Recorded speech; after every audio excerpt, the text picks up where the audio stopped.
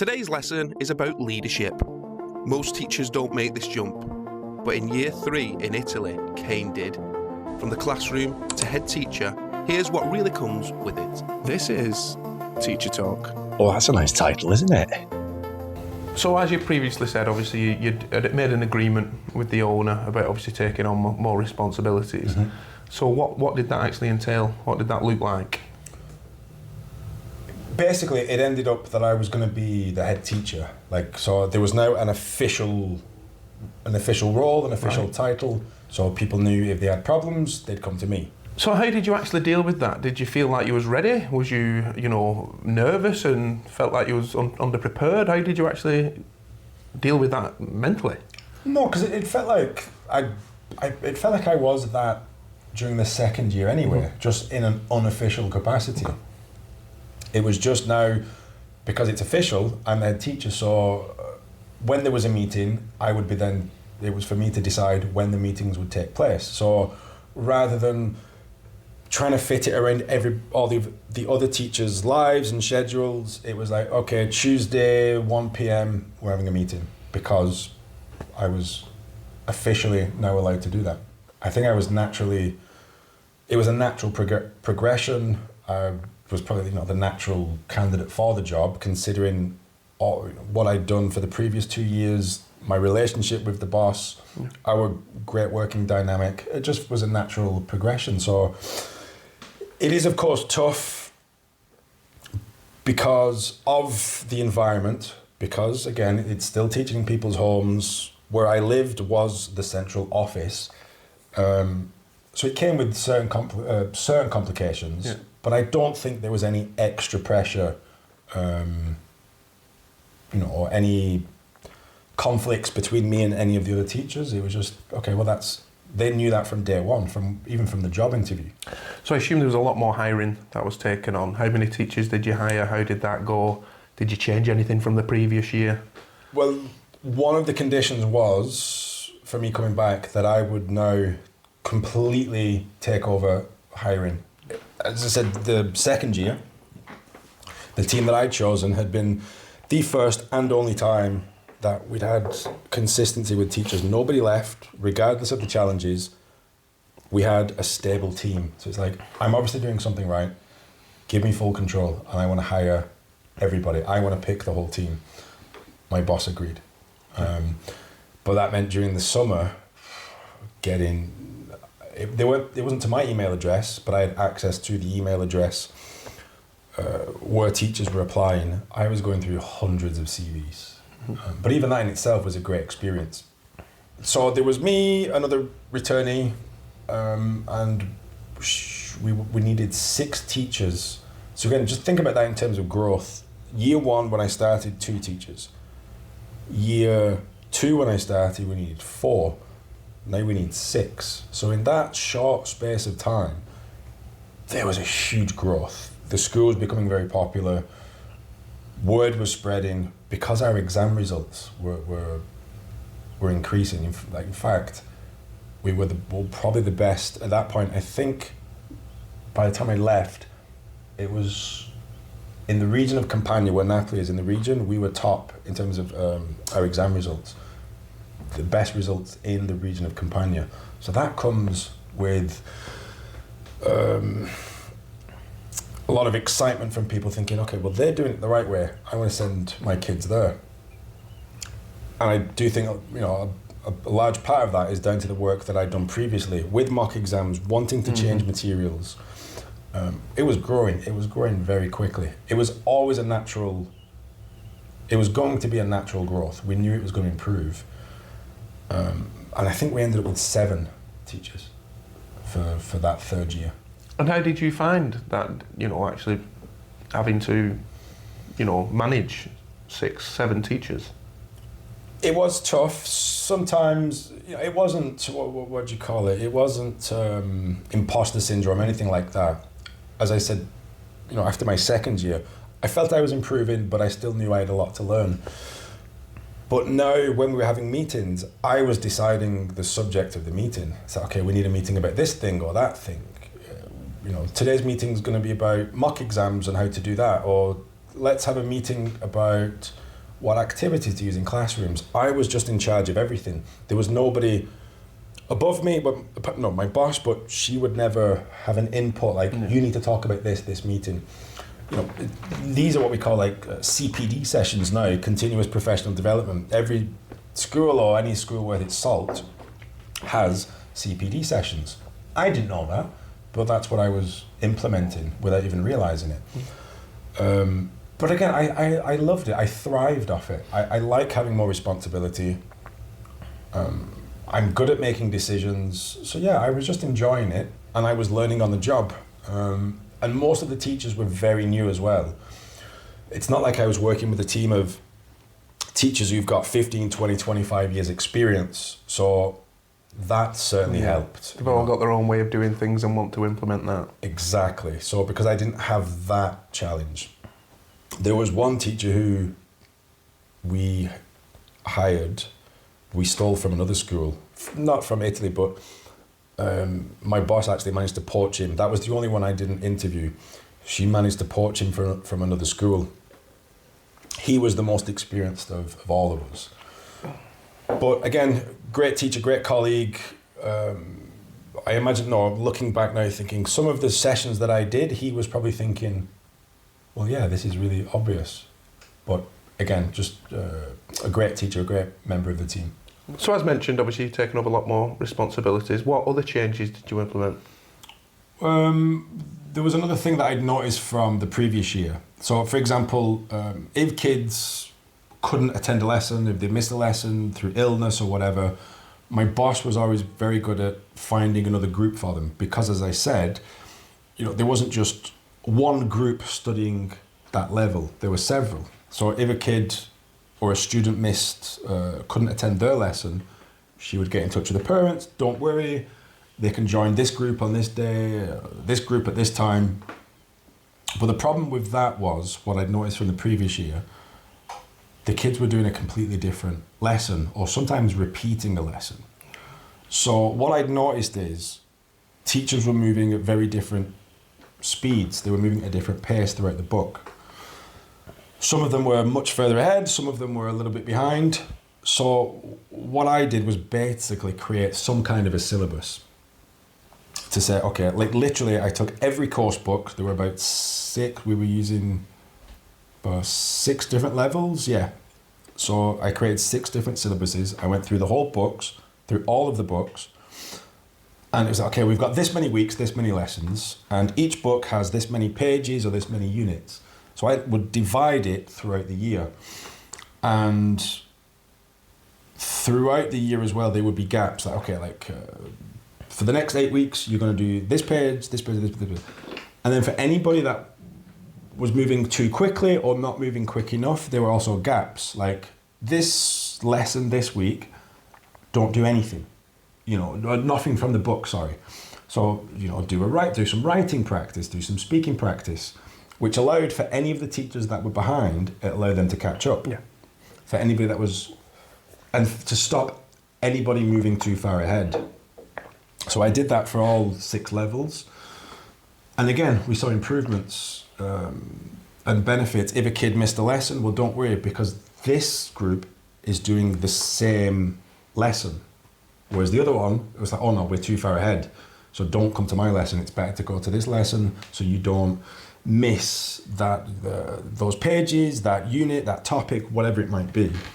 And again, just by having me in the middle, having that communication with teachers, my boss would say, okay, this kid can't come to a lesson, where are we going to put him? Speak to the teachers, find out where they're up to, and we could place them in the right group, so nobody missed out on anything. Of course, it wasn't 100% bulletproof or whatever.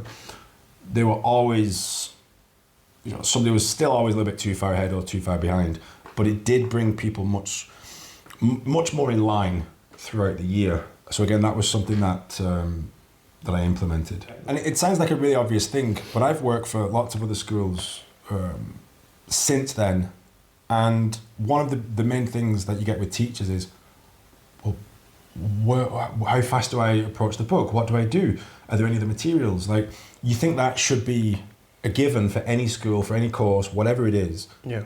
but it's not. Like, it really isn't. You know, now in my career, I can do things myself. I don't need to know, well, how fast should I be doing this and what should I be doing at this stage? But so many teachers who work for so many schools are still like, what, how fast should I be going? I don't know. So I introduced that, and it just made the teachers feel a lot more confident and a lot more comfortable, because then they knew what to do, where they should be up to, and they knew what to give for homework. Little things. Definitely. With this added pressure, responsibility, you know, what kind of challenges did you face? Not only from teachers, but trying to balance home and work as well. It was definitely becoming more challenging. You know, a bigger team, more responsibilities, which I asked for myself, but because we were still teaching in people's homes, my home was still the central office, I could never relax, like ever. My schedule for the 3 years had been Tuesday to Saturday. Everybody else was Monday to Friday, but I liked that. I liked having a Tuesday to Saturday, Sunday, Monday off. But my day off, we were having lessons in my home, essentially, you know, in the kitchen. So Monday, my day off, I had to be like locked away in my room so as not to disturb the lessons. Even Saturday afternoons or evenings, Sunday evening, people would be coming around to get books for the week. I could never escape it. Yeah. I was in and around it 7 days a week. That was a challenge. And how did you cope with that? If I'm being perfectly honest, I don't think I did. I don't think I did. It was a long year. It really was. There would have been cracks at some point. I remember, I think there was one time where I snapped at my boss. We were doing a mock exam, and there was so much pressure from everything else, from the team, maybe things going wrong or having to make probably too many decisions. Because you would think, okay, well, other people should have their own initiative to do. So I was making decisions not just for me, but for the team and sometimes for individuals, the relationship, everything. There were times that even I, you know, snapped a little bit. So yeah, it was just tough. I just had to, you know, keep plodding away. And did that affect your relationship in any way? Yeah, again, because there was a constant overlap. And I think this was also a reason for knowing that it was going to be my last year, or, you know, Peru was already there, and it was a case of, I know I can't do this forever. And was there any point that you actually thought of, you know, dropping some of the responsibilities, or seeing if you could, you know, give some responsibility to somebody else, or anything like that? That would have been a great idea. Nope. No, I don't think there ever was. I might have tried to take a step back sometimes. Like, for example, there was during mock exams, because of my nature, I wanted to be involved in everything because I wanted everything done to a high standard. Simple thing. Mock exams, we would print everything off and staple it. I would do that. So even on my days off, even at the weekends, I would do that. I was doing hundreds of these things because I wanted them stapled a very specific way. I know. However, I was thinking, when we're giving them to students, they have to look as professional as possible.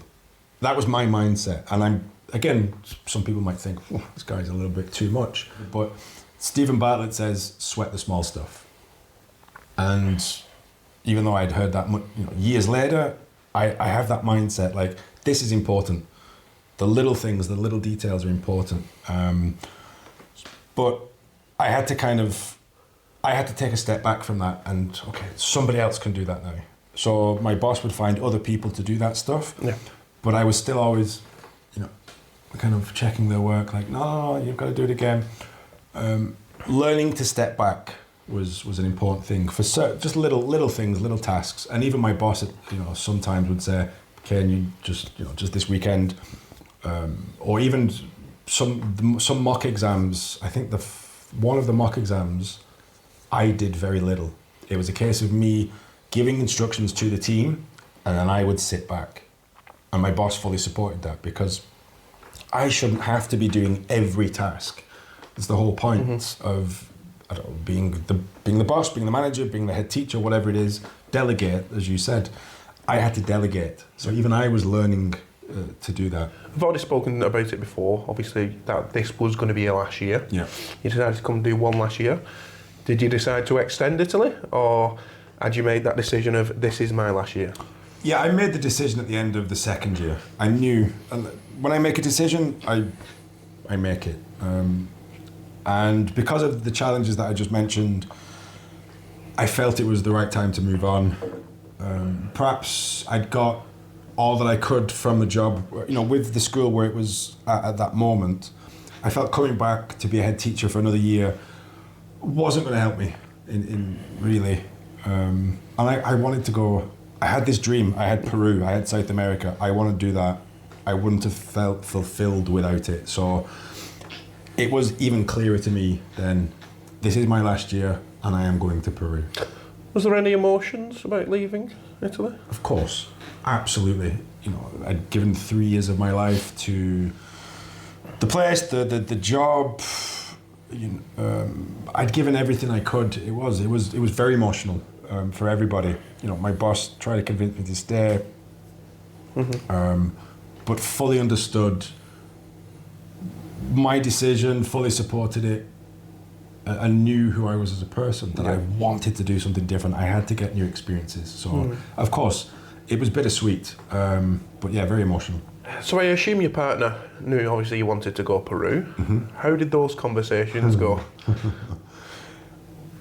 Again, I'd made my mind up. I'd probably spent a year talking about Peru, convincing her, and she'd agreed. It wasn't really fair. I think she was open to the idea, obviously scared, very nervous, but it was more the family, kind of convincing the family. That was the challenge. But again, they knew me, trusted me, they knew what I was trying to achieve, and there was support because they also did want their daughter to go off and see the world a little bit. It wasn't like, no, you must stay here and be with the family forever, because I also told everybody, I'm not going there forever. Yeah. I just need to do it for myself. I just want the experience. So it was around this time you actually got the idea of actually starting your own school. How did that come about? I can't be sure exactly the moment that it happened, but it was definitely during that third year. I don't know, something in me, because of my experience over the 3 years, the education that I'd received, about management and handling a team and communication, I just thought, I could do this. And I'd seen exactly how my boss had built it. All the other schools that I've worked for, I don't know how they started. I know exactly how this one started. And it was just a simple case. Who wants to learn English? Now we have some students. We need a teacher to teach those students. Supply and demand. And I thought, all right, I could do that. I could find some students that want to study with me. And then what do you get? You get more students. Yeah. And of course, it's a very simple idea, but that's basically it. And I just thought, yeah, I want to do this. At this time, was this all in your head, in Kane's future plans, or was this spoken out loud to your partner, friends, family, colleagues? Was any of this mentioned to actually anybody? Yeah, it's obviously started in my head and grew in my head. Probably mentioned it to my partner around that time. Mentioned it to some friends, particularly back in Manchester, when people are like, what do you do next? And it was very much just like it was before Vietnam. I'm going to Vietnam to become a teacher. It was now, I'm going to have my own school. And it was just that. It was a very simple conversation. It wasn't me having any kind of plans and business plans and, okay, we're going to have this building, it's going to be in this city. It was just a simple idea. I'm going to have a school, and it might be in Germany. Don't know when, don't know where, but it will be at some point. After Peru. I wanted to get Peru, it's a weird way to say, out of the way. It's a weird way to say that, but Peru was never long term. I just wanted to do it. I wanted to say that I'd been to Africa, Asia, Europe, South America, just to say that. Done a wide spread. Yeah, my own personal goal, let's say. Yeah. So the school was after Peru. You mentioned a moment ago, obviously you'd seen it being done in Italy, and you thought, I can do that. Was that just it, or was it the aspect of I want to, have the best school in the world? Was it the aspect of I want to make lots of money? Was it, or the aspect of I like being my own boss? I think it's the latter. I'm not very good at having superiors, being told what to do. And I just felt within this industry, again, I knew I could still improve as a teacher, but I just felt I had, the skills, the soft skills, I felt I had the personality, the experience wasn't perfect, I wasn't fully made, but I felt I have a great foundation to start, and I think of all of the other business owners, whether it's school or any business, nobody starts businesses being 100% ready or the best at everything. I just felt that I could do it. Was there any points now, obviously I know we will go into Peru and what happened obviously in between there and now, but was there any points along that time frame before you actually opened up Language for Life that you actually had doubts in yourself of this actually becoming reality? Honestly, no. Okay. I can hand on heart, I can genuinely say I'd never. Just like I'd never had any doubts about any of the previous 4 years or 5 or 6, once I first got the idea of teaching in Vietnam, not a single doubt set in. I can't explain why. No, I just knew it was going to happen. No, yeah. Again, I think it may be the stubbornness in you. I am going to open a school. Done. Nothing will change that. I happen to agree with you, yeah. So I've had this conversation before. Stubbornness, is it a positive or a negative characteristic? And it can be both. Yeah, it depends in what instance. Yeah, I've been stubborn in the past, and it's had a negative connotation, but I think with places that I want to go, the career, wanting to have a school, my stubbornness was certainly an advantage. Again, it could be worded differently as your drive and that kind of thing. Stubbornness is the perfect word. Like I'm going to do this because I said I am. Yeah, I know I am. I'm sure I am. But no, again, obviously, if you didn't have that frame of mind that this is my plan, this is what I'm going to do, and even though the plan may be very little and not much of a plan, but this is what I'm going to do. Again, if that hadn't been the case, you wouldn't be where you are now, and we wouldn't be having this conversation. Yeah, but every flower, every tree started as a seed, right? Yes. Again, this was your 3rd year in Italy. You've had quite a bit of experience, at least in that one school. Now in a second location, would you say, obviously, because obviously you didn't teach in Barcelona. How do you reflect not only upon your 3rd year, but your time in Italy as a whole? Unbelievably grateful to have had the opportunity. When I've explained the setup, even during this sort of episode, the setup of the school is quite unusual. To think, you're teaching in people's homes and you're living with your boss and her two sons, and when you say it out loud and when people hear it, I think that's a really unusual setup. But I'm so glad that I'd had that experience, because if I'd gone to an already very well established school, I would not have learned the things that I learned then, and I wouldn't have been given the opportunity. Having a boss that trusted me, had full confidence in me, was able to give me these responsibilities, to see my worth. Not every school sees that, and I think other teachers would agree. I've worked for other schools since, and sometimes you are just another member of staff. You are just another teacher. There I wasn't, and I was really, really able to grow. Class dismissed. Next time, after years of waiting, Kane finally heads to Peru. But a surprise wedding back home changes everything, and what they come back to nearly leaves them with nothing.